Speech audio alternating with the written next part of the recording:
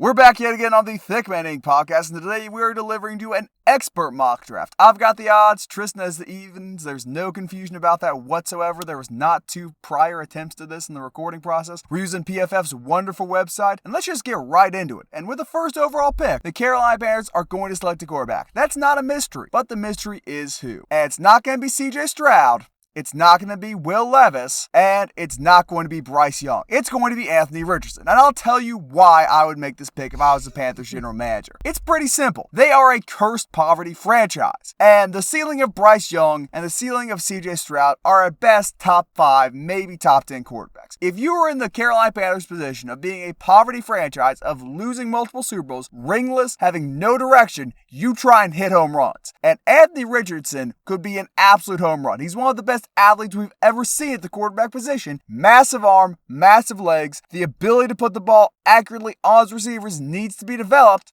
But if he does that, he is going to be a stud in the NFL. He can regress, he can run, he's got everything except a particularly high football IQ and knowledge on the field yet. If he can develop that, he will be a monster in the league. And if he can't, hey, it's more poverty for the Panthers. But drafting Young and drafting Stroud would not change the direction of this franchise. Richardson could. And don't get me started on Levis. Well, I don't particularly see that. I mean, it could happen. I alluded to that happening not too long ago when we were discussing Anthony Richardson, and you called me a clown, and now you're taking him with the first overall pick. Your logic was clown logic. I'm using big brain logic. Big brain logic? I think if they're following the type of logic you're saying, their roster isn't particularly great in the grand scheme of things. I think they're going to bring in a more pro-ready quarterback. I'm possibly would have gone with CJ Stroud there. I think he's big athlete. He's bigger than Bryce Young. He can play right now. Do you have the odd picks?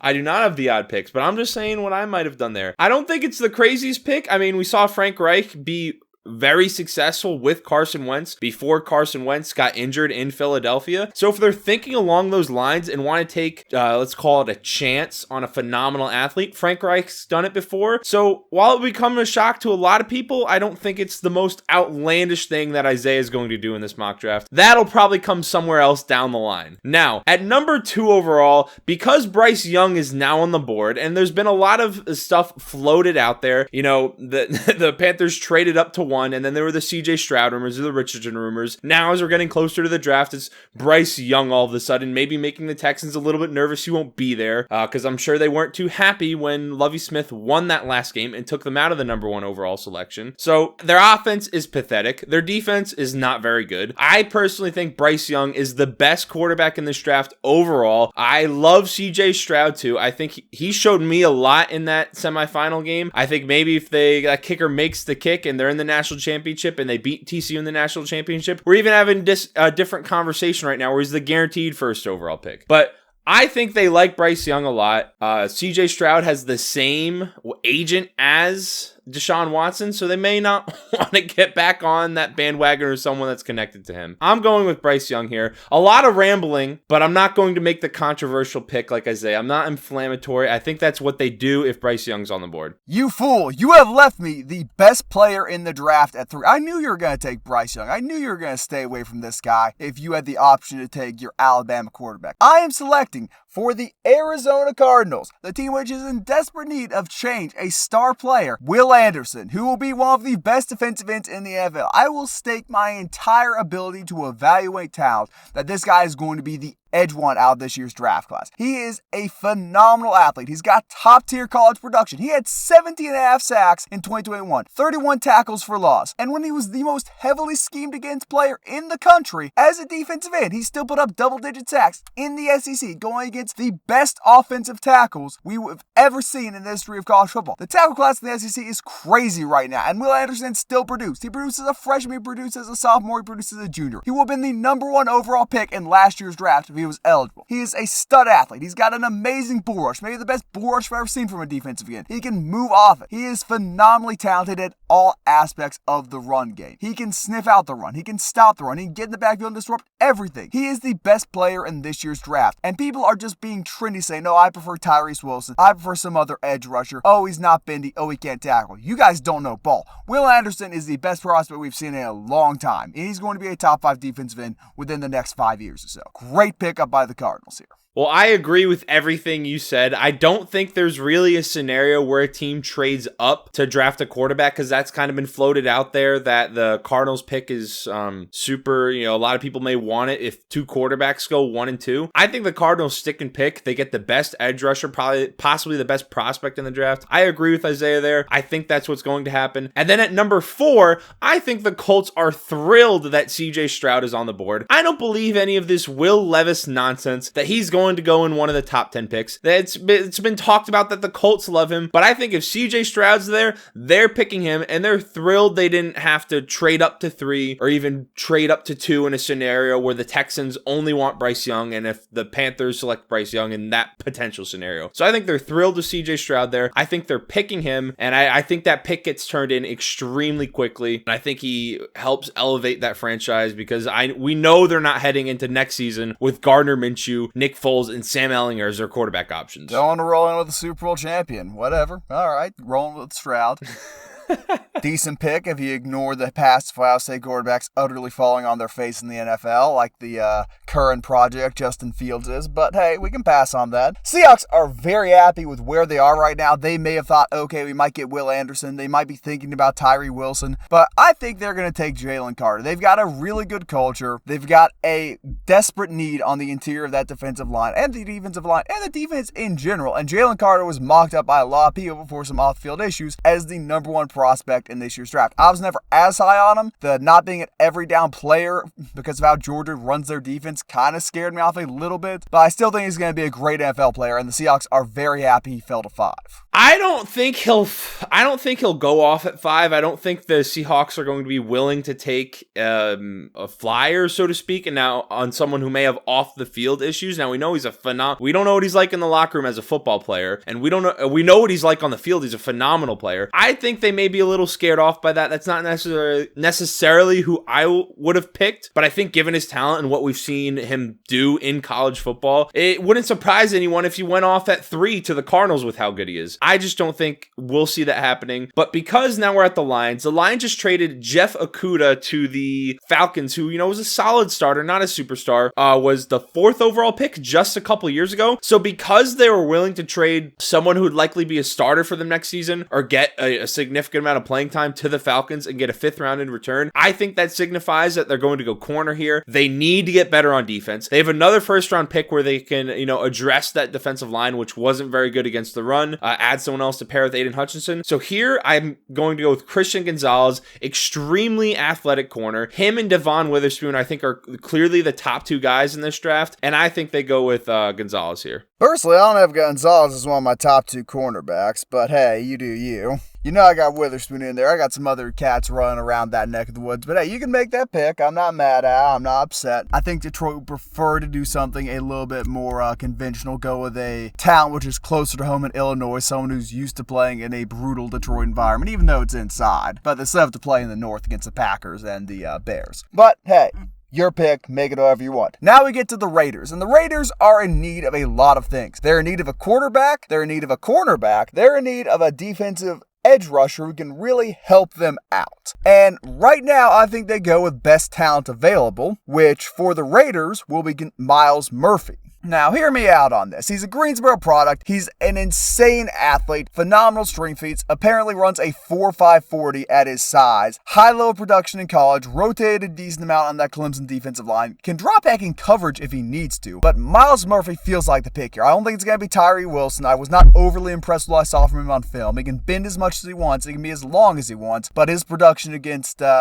lower level competition cannot quite compare to what I saw Myles Murphy do to higher level tackles. So I'll roll with Myles Murphy here at 7 for the Raiders. Now, I do agree. I think they're definitely going to head in the direction of edge rusher. They need to, if they are able to pair someone with Max Crosby, that is going to greatly elevate what they can do on the defensive side of the ball. Chandler Jones has been a massive disappointment when they signed him. We thought, that would really elevate their defense and give someone elite to pair next to Max Crosby. He's really fallen off. I don't think that's that's the player they select in that position, given what's on the board. I think they would take who I'm going to pick next. Tyree Wilson's going to go to the Falcons. He's one of the best edge rushers in the class. He's certainly maybe the longest edge rusher in this class. Excellent pass rusher. I mean, you've heard people talk about him in the same kind of area as Will Anderson. I don't think he's quite that good. I mean, Will Anderson did it in the SEC and was the best player or best defender certainly in college football over the last 2 seasons. But I think here with Jalen Carter off the board and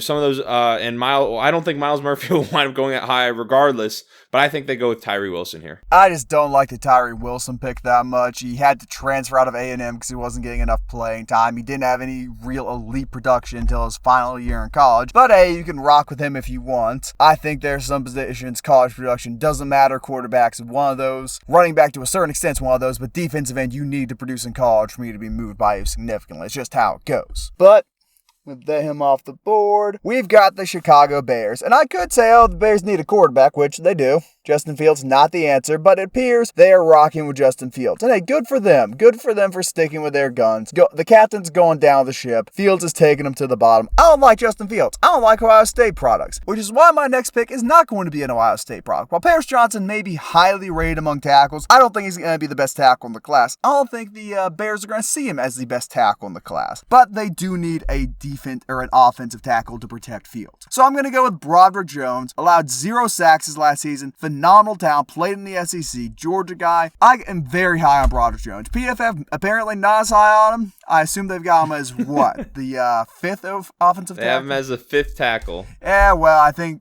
old PD Boy's going to get drafted as a guard, but we don't need to get into that. But I'm going with Broderick Jones. So you're going with Broderick Jones over all those other top guys. Correct.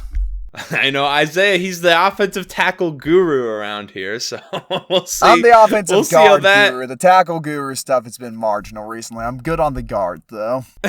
So we'll see. We'll see how that turns out. Now, the Eagles at 10, they can go a lot of different directions. Bijan Robinson has been floated out there. Corner has been floated out there. Adding to their pass rush has been floated out there. They have a phenomenal team across the board. Maybe they even go receiver here to really give Jalen Hurts just a ridiculous amount of weapons, draft Jackson Smith-Njigba, and give him the best receiver core in the NFL by far. Now, where I think they go in this scenario, they have 2 corners that are, a little bit older and on shorter term contracts. And that's one of the most important positions in the NFL and on their defense. Best corner on the board is Devon Witherspoon. I think if Witherspoon is off the board here, they're very enticed by the prospect of adding Bijan Robinson to their offense, but I'm going with another corner, making that defense even better than it's been. And they have another pick late in the 30s. Maybe that's where they pick up a running back or add to their defensive line. But I think they go Witherspoon here. So I look for a player for the Eagles who can start immediately. I don't think Witherspoon's going to get that much playing time with how the Eagles cornerbacks and safeties are. Maybe he convert to a safety. I don't know, but he's not going to be taking minutes away from either of their 2 starters, most likely, and using a top 10 pick on someone who is not going to come in and be a day 1 impactful player. Feels like a bit of a waste. Honestly, the Eagles might trade that pick, though.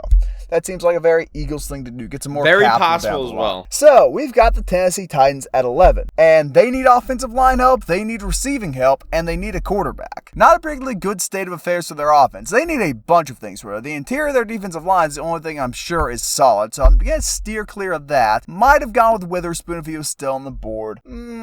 Probably not. I'm going to say they go offensive line again. The second O-line pick in a row for me. I'm going to go with old...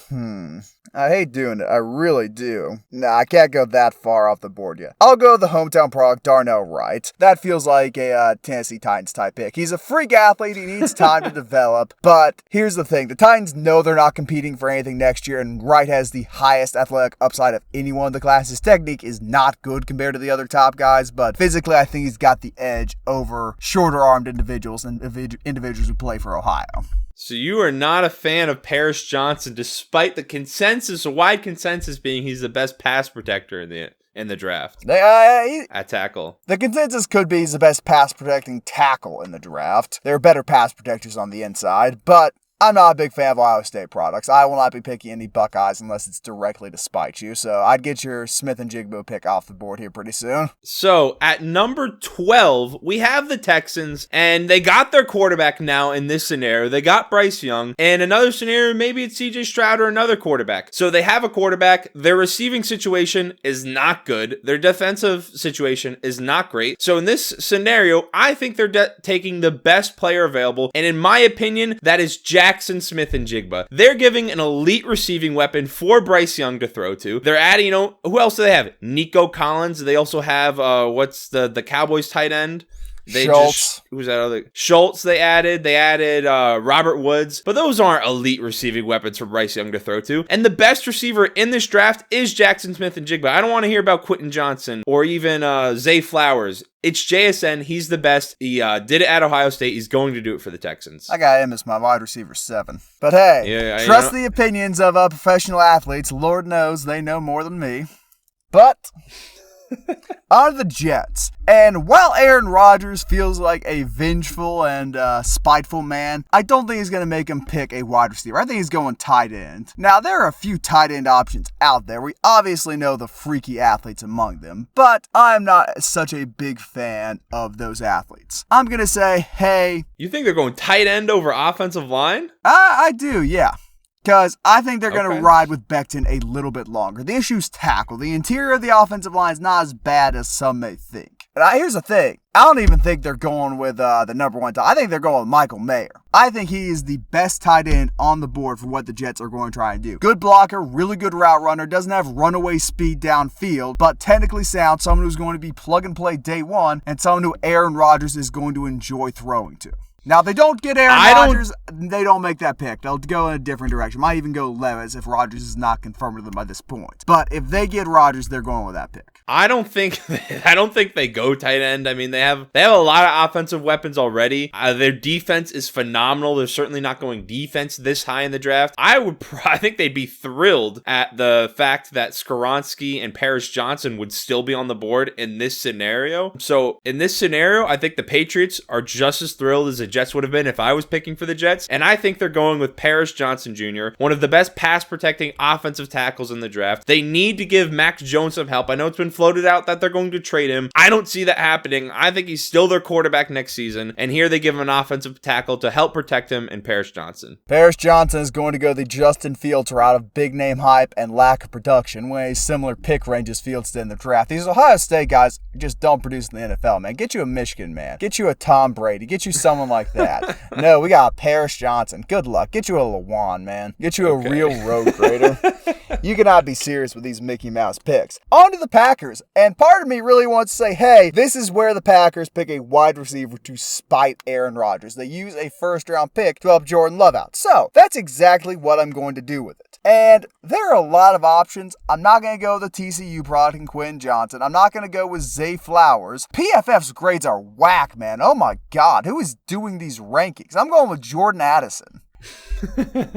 Jordan Addison is don't laugh at that. He's a phenomenal slot, made Caleb Williams look as great as he did last year. He is going to be a great modern receiver. He has potential to be one of the best slot guys in the NFL. He reminds me a lot of Devontae Smith in terms of his ability to run routes, change directions, great speed. He is a great talent. I don't know why you're laughing at that. It's amazing that PFF has him ranked as low as they do. Jordan Addison's a stud.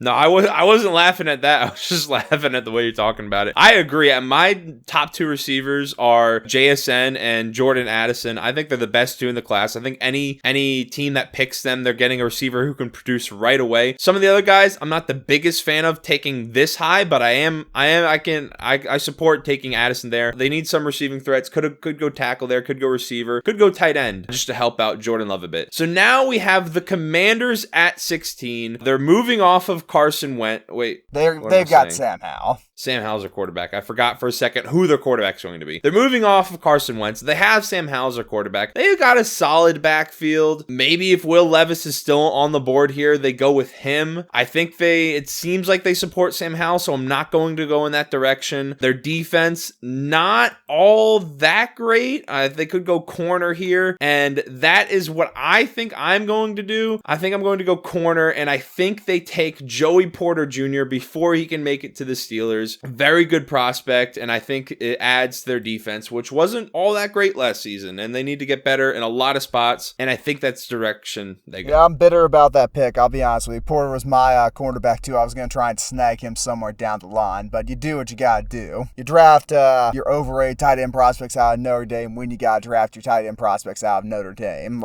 I get it. It's a good pick. I like that pick. I'm surprised with you. You impressed me with that pick. Okay. So, the Steelers, Steel Curtain, and a part of me wants to go with the North Dakota State product to tackle. I really do. But if Skowronski is still hanging around at this point, I don't think they care about how short his arms are. That does matter. It really does. Having 32-inch arms will hurt you as an NFL tackle, particularly with how long some of these edge rushers are, how long Will Anderson's arms are, how long the products in the league like Micah Parsons' arms are, how long Nick Bosa's arms are. If they can extend those out and get connection with you before we can touch them, you're in trouble. But still, if Skowronski falls, he's close to home. The Steelers like this type of player. Even if he has to play guard, oh well, it's still a good pick. I'll take Skowronski. Okay, that's probably what I would do in this situation as well. They need to get better on defense. The offensive line isn't all that great. They need to support Kenny Pickett. I am a fan of that pick. And then we get to the Lions, who in this scenario, we went corner. Their defense needs to get better overall. And because this player is still on the board, I think it is such an easy pick. Here, I'm going with Lucas Van Ness, the edge rusher out of Iowa, to pair with Aiden Hutchinson. In the combine, showed out. He's 6'5", 272 pounds, ran a 4.58 40. We know he can move. We know he's powerful. He can play on the interior. He's got the size. I think it's an easy decision. Helps them improve their pass rush. Helps them defend the run. I think that's who they go with. It's a show pony pick right there. The physical side's there. The production's not going to be. I don't think he's even the best player on his own defense. With that, the Tampa Bay Buccaneers at 19. I think they're going to get rid of Devin White. I know they're talking about, oh, we don't want to part ways with him. If White doesn't want to play for the Bucs, a rebuilding Buccaneers, they're not going to be able to hold on to him. So the Buccaneers are going linebacker with this pick. And really, I think there's only one option at linebacker if you think about it. If you look at all the players in the... What the hell is PFF doing? Good God, man. There is no way they have Henley over Jack Campbell. That is insane. Wow. Wow, PFF sucks, man. I don't know what to say. Jack Campbell's going off the board here, being the Buccaneers' new stud linebacker to replace White. But, oh, man. They got Dorian Williams at... Oh, man. He should easily be a second-round pick. This is heinous. This is disgusting. PFF has failed you. It's poisoning the minds of the youth, and it's going to continue doing that. It is a poverty website. I don't care how bad the other website looked. We should have gone with it over Pro Football Focus. Man. I don't think the Bucs go linebacker at 19. I'd be very surprised if any of the linebackers go in the first round. I think we've heard that conversation about running backs not being worth the first round pick. That conversation really should be happening around interior linebackers, because you look at the linebackers selected in the first round over the last few seasons, doesn't always turn out all that great, and especially when you can maybe get an edge rusher or a cornerback or a member of the secondary to help improve your defense elsewhere. And I think that's, becoming a more undervalued position in the NFL. So we get to the Seahawks, who do we go? Jalen Carter earlier. So they kind of addressed the interior of their defense. In this scenario, Will Levis is still on the board. Do they add him to put behind Geno Smith? Probably not. There's also some interior, what do we got at interior offensive line? Still have Osiris Torrance, and there's still John Michael Schmitz on the board. Two of the better interior offensive linemen. I don't know if they'll go offense. They've got two good receivers. As far as defensive players, we still have available. As far as PFF's top people on the board, we got Kalijah Cansey, Kincaid, Deonte Banks. I don't know where I would go here. Having Kincaid that high is insane also, by the way. I'll just throw that out there. You're not a fan of Kincaid? He's not the best tight end in the class, and they have him as a top 21 pick. This is a poverty list right here. They added Jalen Carter. Their defense, if it was worth anything last season, maybe they even go further in the playoffs. So I think they add Jalen Carter's teammate here and go with Nolan Smith at 20.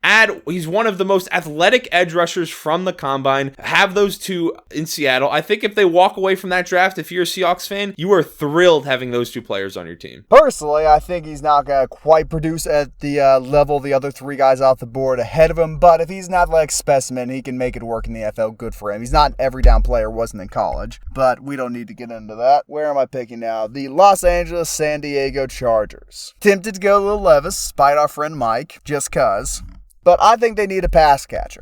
And and there are enough wide receivers left on the board. I say, okay, you've got Keenan Allen, you've got Mike Williams, but we know the injury history there is bad. It's not good at all. It is concerning to a point where I'd say it's a guarantee you're going to have at least 10, maybe even 20 total games missed between those two in any given season, which leaves you with a few options. I'm high on Josh Downs. I think Josh Downs is a great wide receiver, is going to show why that Carolina passing attack was so good last year in the NFL. But I also don't think that Quentin Johnson stays on the board this long. I feel the Chargers are a bunch of weak-wristed people who are going to say, oh man, Quentin Johnson's so highly ranked, we can't let him pass us. Well, Zay Flowers is a bust and we pick him over Quentin Johnson. No, they're taking Quentin Johnson so they will be ridiculed less if he fails because he was higher rated. So I'm going with Quentin Johnson for that snake logic. I don't really follow that logic at all. In that scenario, I think they're going with, it depends on what they do with Austin Eckler. Remember, Bijan Robinson is still on the board. I think Bijan Robinson, we're not doing trades in this mock draft, so that's something else to think about. Who says so? I might trade myself later down the line. You don't know. I think he goes higher than that. I think if they're moving off of Austin Eckler, they go with Bijan Robinson there. But now we're at the Ravens, who, they just added Odell, but the receivers are not great. So I think they're in a position here where they are looking at taking a receiver. Maybe they add an edge or they add Kalijah Kancey or someone like that to beef up their defense a little bit. But I think the prospect, you want to retain Lamar Jackson long term. If a contract's not done by the draft, which I think it will be, adding a receiver I think will only help that happen. So here I think they go with Zay Flowers. They pair him with Odell. They can put him in the slot, and they have Rashad Bateman also on the outside. And it gives them a very solid receiving core heading into last season when they had one of the weakest, if not one of the weaker, if not the weakest last season. So I think they go receiver there, and I think it's Zay Flowers. Giants-esque receiving core to be sure. Now bring me to the interior offensive lineman, if you would, please. For our Vikings here? For our Vikings here, yes. Now, we all know what the deal was last year. We watched the playoff game. We saw the embarrassment, the sham that was the Vikings' interior offensive line, with Dexter Lawrence picking up, hurling, hucking, and chucking every single guard and center who dared to stand in front of him. And I don't think Dexter Lawrence is quite that good. The Vikings' offensive line made it look like he was still in college. And we've got O'Cyrus Torrence right there, who was my number one offensive lineman. He's not allowed a sack in 4 years as a starter, but suffers from the unfortunate plight of being an offensive guard. The more you look into O'Cyrus, you realize he is an absolute freak athlete, physically insanely strong. One of the strongest players, if not the strongest players in the draft. Could be one of the strongest players in the league. It's rivaling Aaron Donald. He is a 550-pound close grip bench press. Tristan, tell the world how impressive that is. I can't even do half of that. That isn't or no, I can definitely do half on close grip, but that's a fucking lot of weight. A 550-pound close grip bench press is insane. He repped out for 21 reps, 325, not 225, 325. His upper body strength insane. Squats way over 600 pounds. Good speed. Very good game speed. Good quickness. And is just an absolute mauler in the run game. He was one of my 3 eyes rated prospects. It was him, Will Anderson, and a person I will not disclose until later. But I'm taking O'Cyrus right here for the Minnesota Vikings, giving them the best interior offensive lineman they have had in a long, long, long time. Yeah, I was kind of hoping for some elite misdirection there, but we didn't quite get it. There ain't no misdirection. If you know O'Cyrus, you know that he's that dude. So now we get to the Jaguars, who I think, they have, who's a receiver coming back? They have Calvin Ridley, who's going to come back and play receiver this season. Evan Ingram's still on the team. They signed him back, they franchise tagged him, so he's still there. They have Travis Etienne in the backfield. Offensive line, and defense, not that great. I think there's a couple different directions they can go here in this scenario. And because this player is still on the board, I think they're going to look to improve their defense. And I think they're going to go with the Maryland product in Deonte Banks at 24, improve their secondary and improve their defense. Man, I got no issue with that pick. It's a good pick for you. I was trying to be nice, leave him for you, make that pick. I'm also being nice with this next pick, because I can go a lot of directions with it. Will Levis is still on the board. board. He's right there, and I can assure you, he is not making it out of the first round. I will see to that. It's probably going to be later, but he ain't making it out of the first round. He's got talent. So, I'm thinking, hey, what do the Giants need? Well, their quarterback's not good. They don't have a number one wide receiver, but they do have Darren injury-prone Waller and a functional group of twos. They've got good depth. They need someone who can either catch passes or defend passes. For your sake, since you voiced his opinion to me earlier, I'm going to go with a defensive player, but not a cornerback. Safety. Give me Brian Branch right here, the Bama product, the best safety in the country, bar none. Dude's a stud, loses some of it on positional value, but I would still take him very high. He's one of my favorite prospects. I'll give him to you, a New York Giants fan. I'll throw you a bone. Best safety you've had since Landon College, and probably better than him. Well, they do have Xavier McKinney, who's been solid, another Alabama prospect. If he's on the board, I think that's who they're taking. I'm shocked you didn't go with someone else to really, fuck with me. I'm shocked you didn't go Bijan Robinson for the sake of this exercise and really hammer home the point that the Giants may not have Saquon next season. But with the Cowboys at 26, I think possibly two of their favorite players are still on the board. Bijan Robinson, like I said, is going in the teens. I don't think he makes it to 26. If he does, I'll be shocked. And if he is there, they have Tony Pollard coming off injury, and they love having two running backs. He's the best running back on the board. If this was half a decade ago or a decade ago, he's a top 10 pick. Easy pick here is Bijan Robinson. If Bijan Robinson's off the board, like I think he will be come draft time, I think they go with Dalton Kincaid. But for the sake of this, I can't pass on Bijan Robinson. That Dalton Kincaid pick would have been better. Look, the issue with running backs is this. They've only got so much tread on the tires before they really burn out. Bijan had well over 500 touches in college, had a bunch of carries. You look at someone like Gibbs, who had 150 less carries. I'd be more prone, maybe not a first-round pick, a high second-round pick to use on that type of running back. I just don't think unless you've got a monster you pick in the first round like that. And if there's a monster, he ain't falling this far. There isn't discussion of him falling this far like there is with Bijan. So there's that. You're allowed to pick what you want. Good for you. On to the Buffalo Bills, a team which can actually win games in the playoffs. Not this year, obviously, against steeper competition. But hey, what are you going to do? Better than the Cowboys for sure. Bills got a few needs. There's that looming threat of Stephon Diggs ditching Josh Allen. He needs to stay off Twitter. There's the running back issue, which I think will be addressed later in the draft. Cook has shown promising signs, but clearly is not the guy yet. And then, of course, there's the interior offensive line, which is an absolute mess. I think they roll with hope that Stephon Diggs stays low. Can I add something to that too? Sure. Their interior run defense was also pretty pathetic in the game against the Bengals, where Joe Mixon and their rushing attack just ran all over them. They've got a lot of issues, and if you look at the second round, where I think they're going to have the opportunity to trade up and address some of those, my defensive tackle 2 is probably going to be there in the second round, unless I take him with pick 31.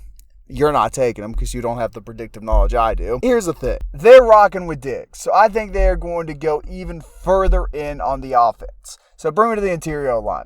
Oh, we're going to offense. Okay. And I'm not seeing a bunch of options I like here. I'm actually seeing no option I like here. I think the Bills' center isn't their issue. Okay, bring me out of the interior offensive line. I've seen enough. Yeah, screw it. We'll go ahead and throw that card. Bring it to the interior defensive line. We're going to overdraft here a bit. Are you kidding me? He's that lowly, man.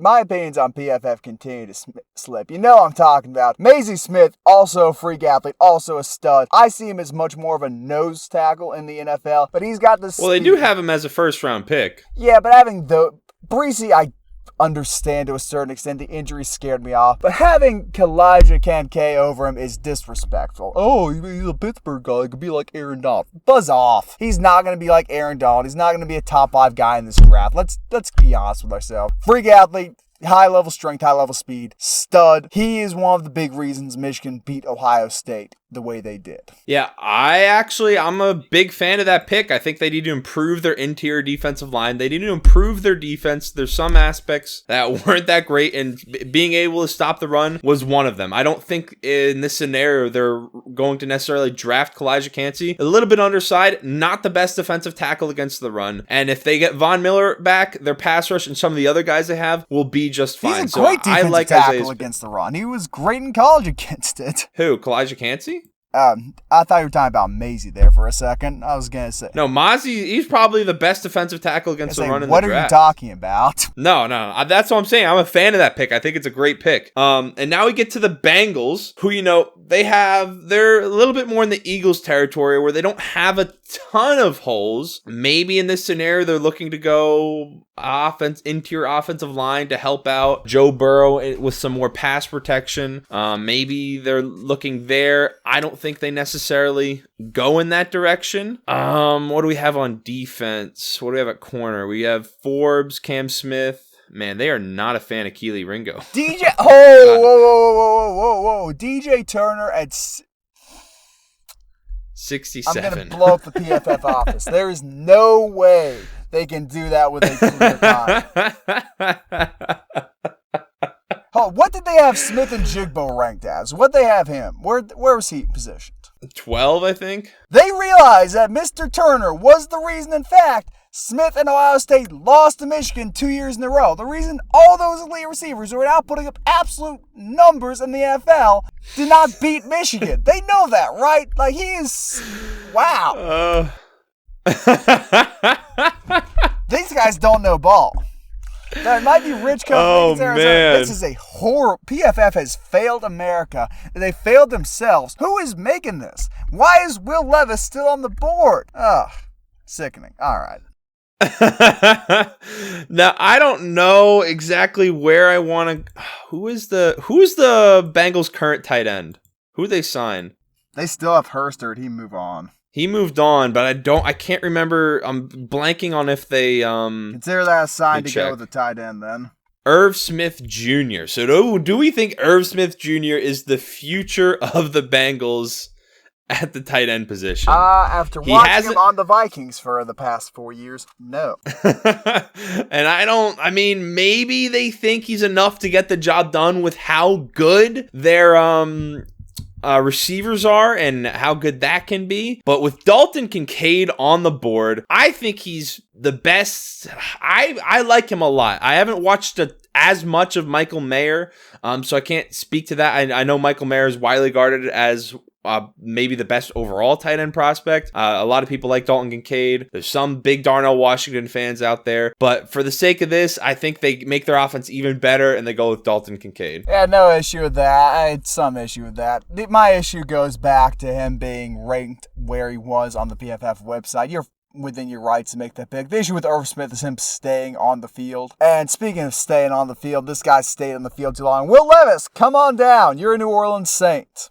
I think if Levis falls this far, the Saints are going to say, okay, we're clearly not going to be in the Caleb Williams contention next. We might as well get someone who can sit behind our veteran quarterback, who can learn. I don't think they have any other offensive needs which are extremely pressing per se besides the quarterback, which has already been addressed with Carr. So I think they roll with that. I see the logic there. And now I don't hate that pick. I don't know if it's necessarily will go, but because he's still on the board, I could see it happening. At number 30, we have the Eagles. Their first pick was Devon Witherspoon. And like we said, they could go a lot of different directions. They go receiver, they go offensive line to sit behind and even build that depth even further as guys possibly start to retire. That we already went in the secondary. I don't think they'd go linebacker. And in this scenario, I think they improve their pass rush even more. They add Kalijah Cansey, possibly the best pass rushing defensive tackle in the draft outside of Jalen Carter, who just is elite at everything. And I think they add him to the defense that had the most sacks in the regular season last year. Yeah, fair enough.